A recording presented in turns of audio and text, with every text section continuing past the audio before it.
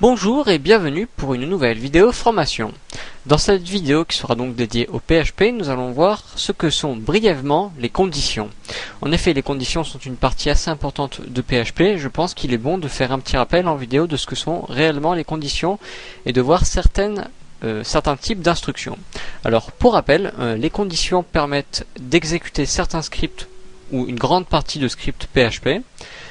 Ce sont donc des suites d'instructions, donc des suites de paramètres à exécuter. Et comme je vous l'ai dit en début de vidéo, il existe plusieurs instructions, plusieurs types d'instructions. If, donc la condition if, est une des plus utilisées dans les scripts. Alors il faut savoir qu'une condition comporte une expression, donc qui est la condition, excusez-moi, entre parenthèses. Cette expression est donc transformée en expression booléenne par le serveur, c'est-à-dire que si l'expression est considérée comme true, donc comme vérifiée, alors le serveur va exécuter l'instruction. Dans le cas contraire, soit le serveur n'exécute rien, soit l'instruction else, si elle est définie, intervient. Alors je vais vous montrer ça brièvement, donc avec tout d'abord comment se met donc en route une condition. Donc on va ouvrir les balises PHP. Donc là je démarre d'une page PHP vierge donc. Alors par exemple on commence l'instruction donc if, entre parenthèses nous allons mettre l'expression, c'est-à-dire qu'est-ce qu'il faut qu'il soit vérifié pour exécuter l'instruction. Donc if par exemple valeur 1, donc valeur 1 qu'est-ce qu'on va mettre est plus grand que valeur 2. Voilà. Alors on ouvre les accolades et dans les accolades en fait va être contenue l'instruction à exécuter. Donc ici instruction à exécuter. C'est-à-dire que si valeur 1 est plus grand que valeur 2, alors cette partie de code sera exécutée. Et donc si valeur 1 n'est pas plus grand que valeur 2, pour le moment rien n'est fait, c'est-à-dire que rien n'est exécuté. Mais nous allons dire que si valeur 1 n'est pas plus grand que valeur 2, alors, donc else, donc il n'y a pas besoin de mettre de parenthèse, il n'y a pas besoin de définir quoi que ce soit, c'est sous-entendu en fait. Donc on met directement les accolades. Alors tu m'exécuteras donc cette instruction. Instruction à exécuter si le if est false. Cela veut dire que si valeur 1 n'est pas plus grand que valeur 2, c'est-à-dire si c'est false, alors à la place on exécute cette partie de code.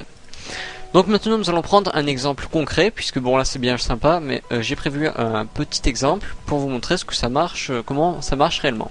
Donc voilà, je souhaite acheter un ordinateur, donc histoire de faire une petite mise en scène. Je dispose donc de 500 €, et ce dernier, donc l'ordinateur, coûte 500 €. Alors nous allons faire une condition qui va afficher un message en fonction de l'argent que j'ai et de l'argent du prix de l'ordinateur tout simplement. Donc on va ouvrir les balises PHP, on va fermer les balises PHP et donc vous l'avez compris, on va faire deux variables. La première variable va contenir le nombre 500 qui va donc correspondre à mon argent à moi, donc 500 €, et il y aura donc une deuxième variable, donc 750, qui va être le prix de l'ordinateur. Donc on va définir ces deux variables, donc ici mon argent, donc à moi, donc forcément 500, argent requis, donc l'argent pour acheter l'ordinateur, argent requis, est égal donc à 750. Donc hop, moi j'aère un petit peu ce code, point virgule. Donc point virgule. Et donc là on va commencer à mettre la condition. C'est-à-dire que on va demander à l'ordinateur, au serveur plutôt, si mon argent, donc la variable mon argent est plus grand que argent requis, donc ce qui n'est pas le cas pour l'instant bien entendu, vous le voyez bien, alors tu m'afficheras un message, echo, tu as assez d'argent pour acheter.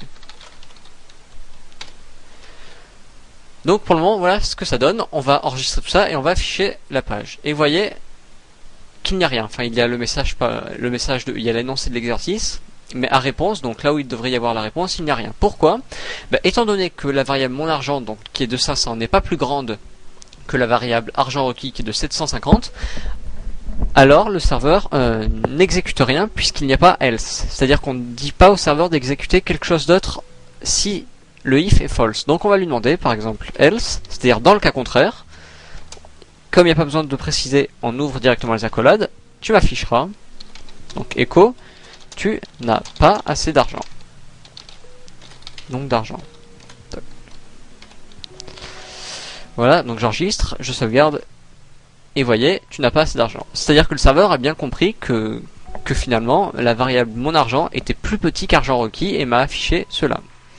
Donc moi je vais mettre en gras, donc pas BR, B tout simplement, en gras, histoire que ça fasse un peu plus clair. Donc si j'enregistre, normalement, voilà, c'est en gras. Voilà. Maintenant on va voir un autre cas, enfin toujours avec cet énoncé là. Imaginons que j'ai toujours 500 €, mais que l'ordinateur coûte 500 €. Donc 500. Donc je mets la variable argent requis qui est maintenant de 500. Donc, à votre avis, qu'est-ce qui va se passer? Ce qui va se passer, c'est que, étant donné que mon argent n'est toujours pas supérieur à argent requis, donc là j'ai sauvegardé, je vais actualiser, c'est toujours la réponse tu n'as pas assez d'argent qui est affichée. Donc le else, puisque le if est false, donc est faux. Il m'affiche forcément cela. Nous, ce qu'on voudrait bien, c'est que, en fait, on trouve un compromis entre les deux, c'est-à-dire tu as juste assez d'argent, c'est-à-dire le compte. Eh bien, c'est ici que va être introduit une nouvelle instruction, un nouveau type d'instruction qui est else if. Else if, c'est une sorte pour moi de compromis entre les deux, donc else if, et qui ne sera exécuté seulement si if donc est false et seulement si l'expression de else if est true. Parce que là, il y a besoin de préciser quelque chose entre parenthèses, contrairement au else tout court. Donc, si par exemple, seulement si mon argent est égal à argent requis. Donc c'est le cas de l'égalité, qui n'est pas possible avec le else. J'ouvre les accolades, je ferme les accolades et je mets un petit message donc dedans, echo, tu as juste assez. Et je ferme. Donc j'enregistre, et là qu'est-ce qui va se passer? Tu as juste assez qui est affiché. Donc ça permet, le else if est donc exécuté seulement si, donc encore une fois, cela est faux. Donc ce qui est le cas puisque mon argent n'est pas supérieur à argent requis, et seulement si cela est juste, ce qui est donc réel dans notre exemple. Et donc else n'est pas exécuté puisque else if est en true. Donc il y a cela qui est exécuté avant. Donc voilà pour cette vidéo. Alors il existe bien d'autres types d'instructions, par exemple le for, le while, le for each. Ici nous ne les verrons pas puisque c'est une vidéo de présentation des conditions, parce que déjà si vous avez compris ça, vous aurez donc compris pas mal de choses sur les conditions, puisqu'on va en avoir besoin pour l'exécution de certains scripts que nous verrons plus tard. Donc si vous avez des questions et des commentaires, n'hésitez surtout pas, parce que je sais que le else if peut être assez compliqué à comprendre au début. C'est donc, pensez bien que c'est un compromis, d'ailleurs on retrouve le if et le else, donc else if, qui est à mettre donc pour vous montrer la différence, à mettre en milieu entre le if et le else. Donc c'est une alternative en fait assez intéressante et assez obligatoire dans notre exemple, puisque et donc je vais vous montrer une dernière chose avant de nous quitter. Si par exemple mon argent est supérieur à argent requis, qu'est-ce qui va être affiché? Tu as assez d'argent pour acheter, puisque mon argent est bien supérieur à argent requis. Donc là, attention à pas faire la même erreur que moi, savoir de mettre juste le égal. Alors le égal seul, c'est un signe d'attribution, c'est-à-dire que la variable mon argent est de facto égal à argent requis. Ce n'est pas le cas. Nous on veut le signe de stricte égalité. Alors c'est le double égal, c'est-à-dire que on vérifie si c'est bien égal, si les deux valeurs en fait des variables respectives sont égales.